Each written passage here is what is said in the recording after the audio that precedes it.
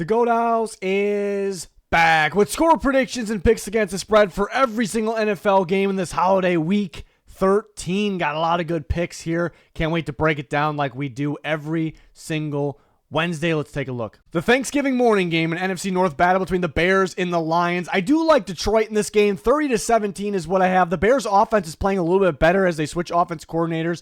Really nothing on film for those last two teams in terms of their defenses for the Bears' newer offense. So that's why they're a little tricky to predict. So when our team's going to start figuring out the adjustments the Bears made, the Lions defense, the Bears offense getting better, Lions defense is getting better. Man, earlier in the year, I'm like, the Bears could be sneaky when they finally play the Lions because they played them so well last year. They played Goff so well. My issue right now, as we finally get to this game, is last year the Bears were the best or one of the very best in football stopping the run. And right now, it's complete opposite. They're really, really struggling to stop the run. So last year they were able to limit the Lions' run game, which no one could do. This year, I don't trust it. The Lions have a dominant, elite run game, and the Bears cannot stop the run. Last week, it was the matter of the Vikings just running the ball more because they were averaging like 6 yards per carry, and the Lions just keep pounding the ball, and they'll have a lot of success. David Montgomery revenge game.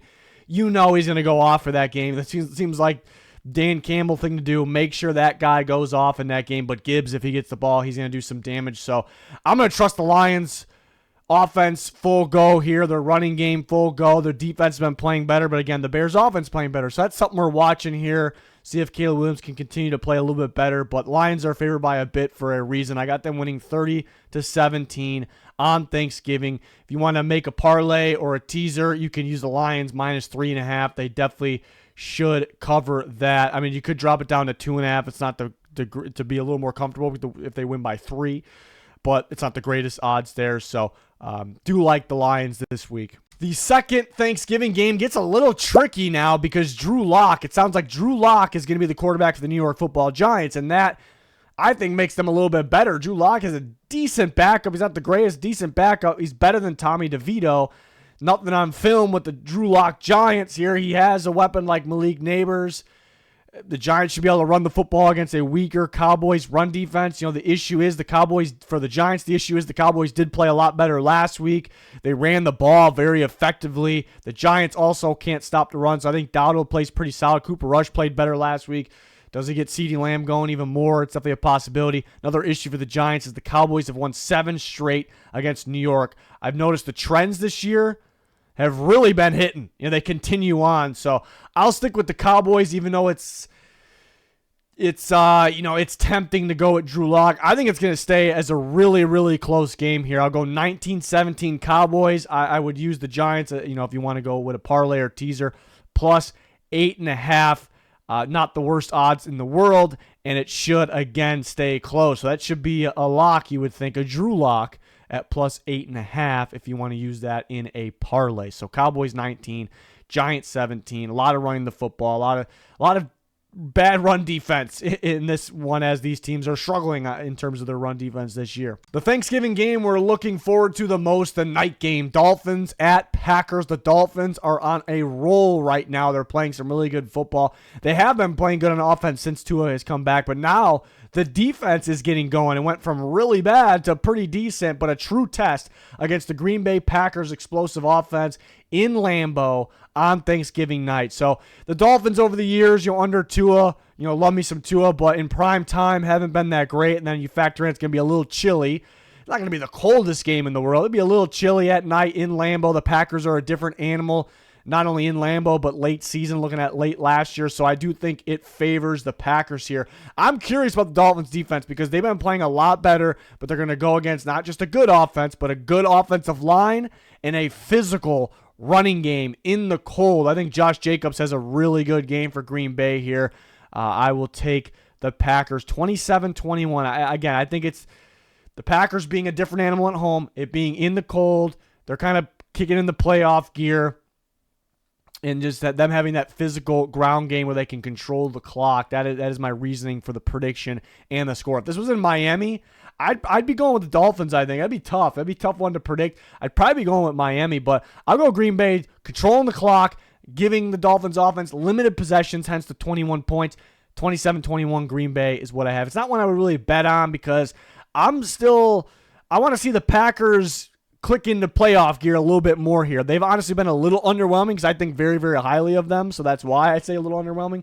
But I'm expecting more now. Will we get more? And then what to expect from the Dolphins defense, it's a little bit up in the air. So it's definitely one I would pass on in terms of, putting my money on it. I would not do that. But I like the Packers in this one. Black Friday game here, Raiders at the Chiefs. The spread is a whopping 13. I'm not going to put money on it because the Chiefs honestly could beat the Raiders' ass, but I think 13's a bit. But I'll have the Chiefs winning by 10. I feel like that's the max I was going to have, though. But 26-16 is what I came up with, and I saw the spread of 13. It felt like a little too much, but a little scary. Black Friday game. There was some weird stuff that happened last year, even though it was the right team that won. The team expected won. But I take the Chiefs 26-16. It's weird because the Chiefs the offense is getting going now, like a little bit more consistent.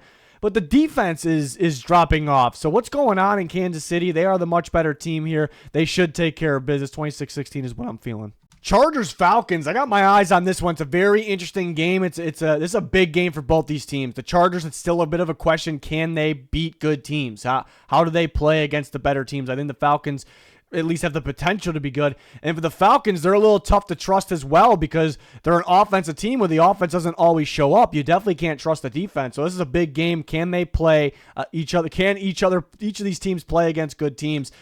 There's reasons the Falcons can win. The Chargers struggling to stop the run last game. Did they get exposed? The defense is starting to kind of come back down to earth a little bit. The Falcons off the bye at home. Bijan's been getting going. He can get going in this game. They can have some offense. But I don't love the matchup for the Falcons here. I don't love it because it's a little similar to the Broncos game. The Chargers play just that brand of football, that physical brand of football. They're going to control the clock, but they're going to play physical defense. So the Chargers won't stop the Falcons' offense. They'll slow them down, and I trust the Chargers' offense in this one. I trust it. With Justin Herbert against a weaker defense here. I know J.K. Dobbins is out, which is tough, but Gus Edwards will do the trick. But I look for Herbert to have a pretty solid game. So this one, I'm strictly going off matchup. Like, who's going to be the better team at the end of the year in the playoffs? It could be either of them. It's a big game right here. But in this specific matchup, I do like the Chargers. I would use them in a parlay or teaser at plus 3.5. Feel pretty good. Because if they lose, it's going to be very, very close. 27-23 Chargers is what I got. Just don't trust that Falcons defense. Another great game of battle in the AFC North, the Steelers and the Bengals. A game that really could go either way. I think it's a bit of a test for both these teams in a way. The Steelers haven't played that many explosive offenses like the Bengals. I know they played the Ravens. It's a lot different, though, so are they tested for it? But it's a test for the Bengals because they're playing a great defense in this game. And can they finally close a game out? And how are the Steelers, another test, how are they bouncing back after that tough physical loss in that cold weather against the Browns? It could be a little chilly in this one. I know there was a lot more of a factor precipitation obviously in that last game, but I'm kind of just going with my gut on this one. I have a feeling the Bengals are going to get rolling just in general from here, this game and on, and try to make that playoff push. This offense, Joe Burrow, Jamar Chase, they're too damn good to miss the playoffs. My gut's telling me at home, off the bye, they do enough. I trust, and that's another reason, I trust this offense. I know the Steelers are a really good defense. I trust the offense of the Bengals to score points. Are they going to score a shit ton? Not saying that. They'll score points. And the Bengals defense has been a little questionable, to say the least. I do think it could get better here, though. But can the Steelers keep up with the Bengals offense? That is the question. It's a little bit more of a game plan out against a Russell Wilson offense when he first came. And they still are good.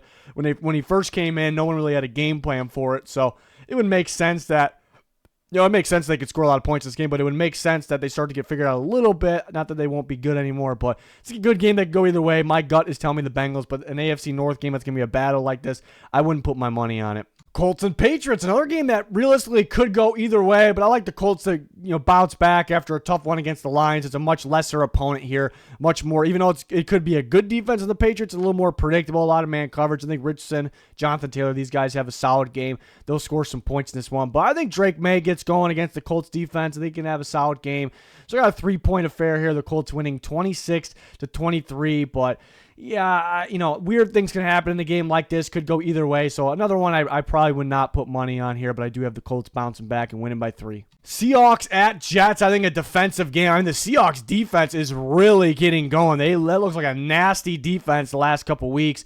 And I do think the offense can go in a little bit in this game because the running game, I think, could get going against the Jets. Seems like they are struggling to stop the run. I'm recommending to Geno that he scrambles a bit in this game because the Jets are really struggling when quarterbacks scramble.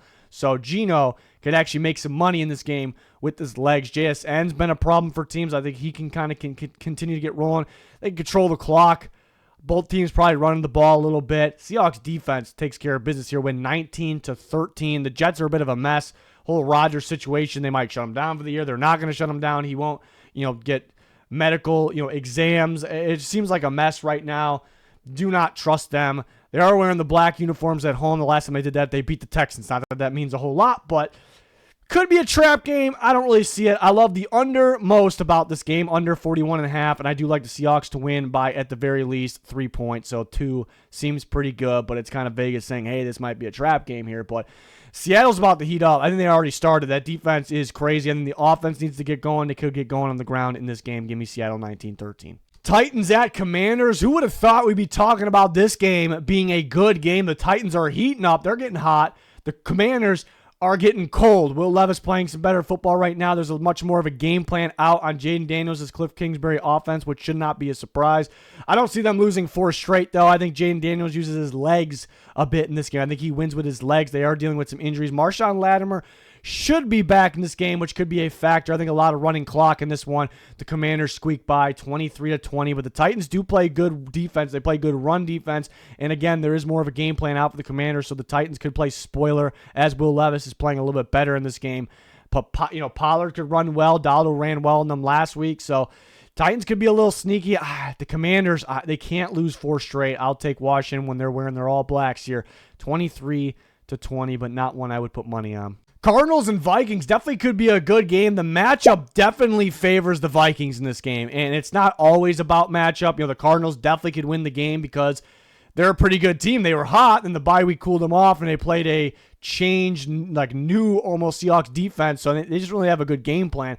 So there definitely could be much better of a game plan in a game like this against the Vikings, and they could win. The Vikings just keep skating by. Maybe that stops, but again, like I said, I love the matchup for Minnesota in Minnesota for multiple reasons here. The main reason being the Cardinals, they have a pretty good rush offense. They have a good running offense, and if you notice the Cardinals, when that's their main thing, as good as Kyler Murray is, as good as he's been playing, if they can come out and out-physical teams and run the football very effectively, it opens up things for everything, and things are going great, and they win. They play good.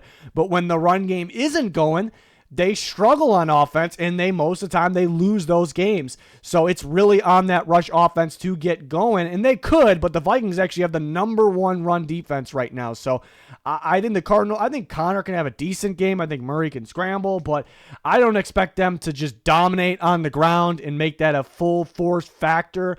So the Vikings are going to take away or slow down what the Cardinals do best, and then they're going to blitz Kyler Murray, and I think he'll play all right, but it's going to be a tough job for him. But the thing with the Cardinals right now is the last 3 games, even in the loss last week, their defense is playing great. Been playing great, but they've been playing struggling offense. It's the Vikings offense, not much of a struggling offense right now. They're at home. Another thing, teams been shutting down Jefferson because they've been having a bracket out and they help corner on him, playing physical, help over the top. And that's been working, but now all of a sudden, Hawkinson's back, and he went for over 100 yards last week. Addison went crazy last week, so teams are watching the film, and they're like, all right, I guess we got to worry about that guy and that guy and this guy and that guy, and then that's going to open things up for Jefferson. That's going to open things up for everyone. So I think it's a very bad time for the Cardinals to play the Vikings offense. So the matchup favors the Vikings so well that they should win by more than this, but Vikings keep things interesting. I'm going to go with the matchup there. I'm not putting money on any Vikings games because they make things very interesting all the time, and they try to give you heart attacks if you root for them, if you put money on them, whatever. We'll see if the Cardinals can bounce back. This is a tough task in this one. 26-20 Vikings is what I got. Texans and Jags could be a little tricky right now because we don't know for sure if Trevor Lawrence is playing. He's going to practice today, so that sounds good. I think I'm going to count on with the score prediction Trevor Lawrence playing, and it could be an absolute trap game for the Houston Texans, who are playing questionable right now. CJ Stroud's questionable, in terms of his play, not injury. Offensive line's playing questionable. The defense wasn't even good last week, so I don't know what's going on there. The Jags getting Trevor Lawrence back, off the bye, could play a bit better, getting a little healthier here. This could be a very close game, and I'll predict that. The reason I would side towards the Texans is Joe Mixon's a stud. The Jags aren't necessarily playing that great against running backs, and they didn't play against Joe Mixon the last time they played. So they don't really have the game plan for him right now necessarily. They'll try to come up with something. So I think Joe Mixon could dominate them. The Texans could win this game somewhat big. I will pick the Texans either way. I'll have them winning 26-24 if Trevor Lawrence plays. If Trevor Lawrence does not play, easy win for the Texans. I'll say about around 27-13.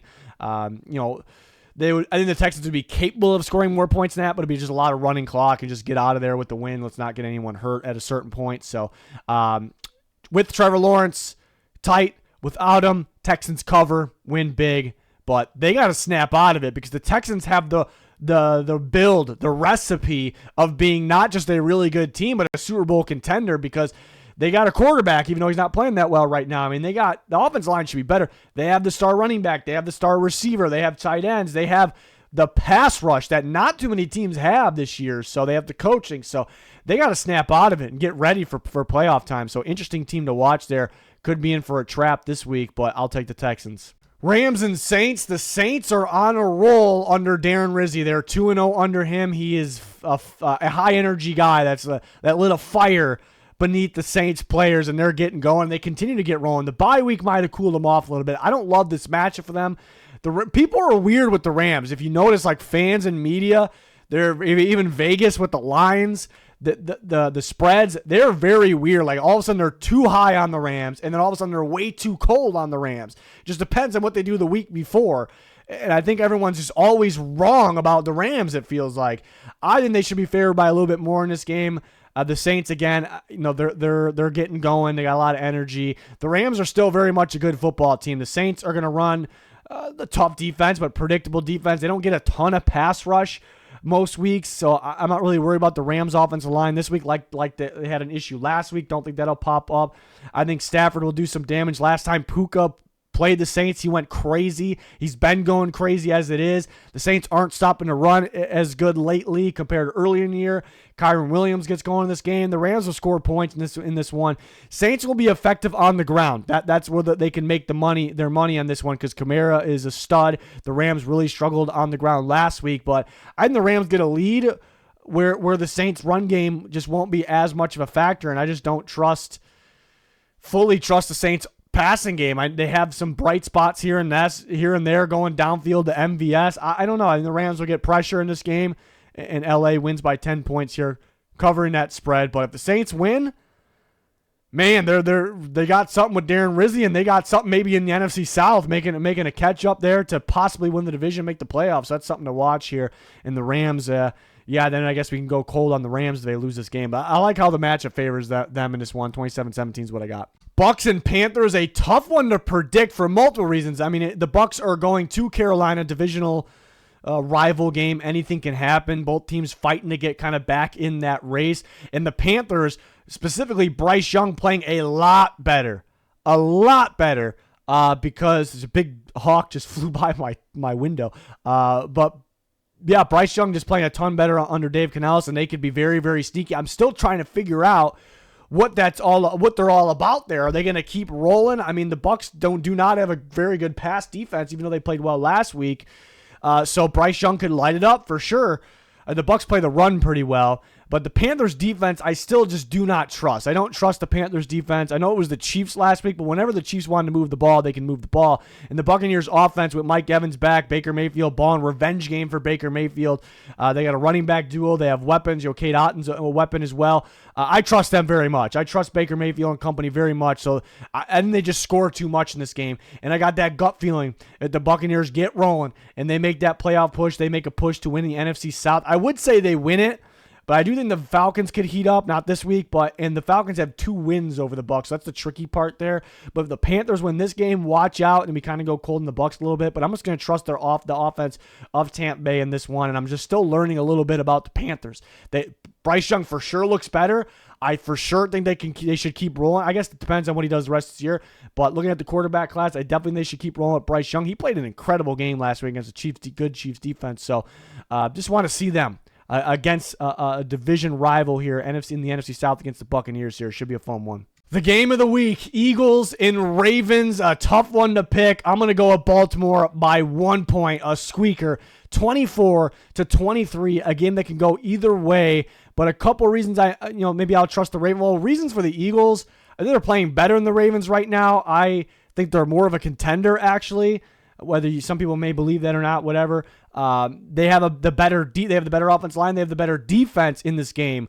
But two very similar teams where they have high-powered offenses, but mainly incredible rushing attacks with running quarterbacks, but with star MVP caliber quarterbacks, but running backs as well. Saquon Barkley versus Derrick Henry. So in this game, plain and simple, what it's going to be about, who controls the clock better, more. That's what these two teams are about. That's whoever controls time of possession and runs the ball more effectively gonna win this game, unless there's catastrophic turnovers. That could change it, of course. But it's tough to predict who does that. But it's tough to predict who will win the clock in this game better. It's kind of a coin toss. But something I take a look at with games like that is who gets the lead, who gets like a 2-score lead. Typically, it does a better job controlling the clock in a game like this. And I've noticed the Eagles are struggling early in games, specifically the first quarter. They're dead last in the NFL. Dead last in the NFL in the first quarter points. That could be the difference in this game. It really could. So, in Baltimore being at home, and I trust their coaching staff a little bit more, as good as the Eagles have been. Sirianni's had, not really recently, but made some questionable coaching decisions that kind of would cost them. But both teams that aren't afraid to go on fourth down, and they're very, very effective on fourth down. That'd be a big factor. Who gets more fourth down conversions? The Eagles typically are a little better, but the Ravens went from in their own end against a good defense towards their own end against a good defense last week. Got it. So this game go either way. I like the Ravens at home because I think they'll get a lead, and I think they'll hold it, even though it'll stay, as you can tell, very, very close. I love the first half under because, like we talked about, both these teams, the Eagles are dead last in the first quarter in points. They kind of wait till the second half, the fourth quarter specifically, to get going. And the Ravens, the last couple of weeks, they don't look that explosive on offense in the first half. In the second half, they really get going. So this just feels like a very low-scoring game in the first half, on top of it being a ton of running clock because the way these teams play football, and they're going to be trying to win the time of possession. So I think there'll be some explosive plays. It'll feel like an offensive game, but because the running clock and because the lack of scoring in the first half, 24-23, Ravens is what I got, like that first half under. 49ers and the Bills could be a little bit of a tricky one to predict right now because we just do not know if Brock Purdy and some other guys, if they're playing. I made the score prediction based on Brock Purdy playing, and I think the Niners could be a little sneaky in a game like this if Brock Purdy, and we got to monitor some other guys as well, Trent Williams, Nick Bosa. If those guys play, they could be a little sneaky because, like I keep saying it, the Bills are an elite team. They're a great team. They're so well-rounded. They're good at everything. There's like one way to beat them, and that is just winning the time of possession, pounding the football, and just trying to out-physical them, kind of like the Ravens did. The 49ers, maybe not recently, but that is their brand of football, right? That is how they play, and I'm just waiting for them to click and get going, get McCaffrey going. So they are very capable of playing that brand of football and keeping this game close. Honestly, if they play like their brand, like their 49ers football like that, at their level that we're used to, they could win this game. But they're beat up. They're not playing like they normally do. The Buffalo Bills are on fire. They're at home in the cold against some California guys. Primetime football. I am not going to pick against the Bills in this game, but the Niners could be a little sneaky where that +7 feels like a bit. But we don't know yet if Purdy's playing or not. So if Purdy plays, I would bet the over. I don't trust the Niners defense to stop Josh Allen, and I do think the 49ers can do some damage with their physical style football if Purdy and these guys play. So the over 44.5 should hit. No Purdy, I'm predicting an ass whooping, 34-13, could even be uglier than that. So not even a game if Purdy does not play, but we'll see. The Bills are rolling right now. Don't see them really slipping up, even though Niners could be a little sneaky in this game if they just kind of get back on track to playing their style of ball. Monday Night Football between the Browns and the Broncos could be a little chilly in Denver. I'm thinking a defensive game, but I'm confident with the Broncos. They're playing some pretty good football. Even the Browns played pretty good football against Steelers last week. I'll take the Broncos 20-13, more of a defensive game. The Broncos have potential to beat the Browns big. They have potential to beat almost anyone big. It seems like they destroyed the teams in the NFC South. And they're playing good against other teams as well. But I don't know if they really beat the Browns' ass. They could, but more of a defensive game. But I'm confident with the Broncos here. Both teams wearing their new white alternate helmets. And it was funny because in our pick show, Pete brought up a bold but like kind of silly sounding point, but a really, really good point. Quarterbacks, they don't like stare at helmets, right? I'm not saying they read helmets, but when they're scanning the field, they see helmets going across the field, and both teams are wearing white helmets, which is very, very odd. So do we have some turnovers? Bo Nix playing really good right now. Jameis Winston could turn the ball over. I just think a defensive game. That's something weird that, why are both teams wearing white helmets? But defensive game, hence the under of 42. I like the Broncos. Defense taking care of business. Offense doing just enough.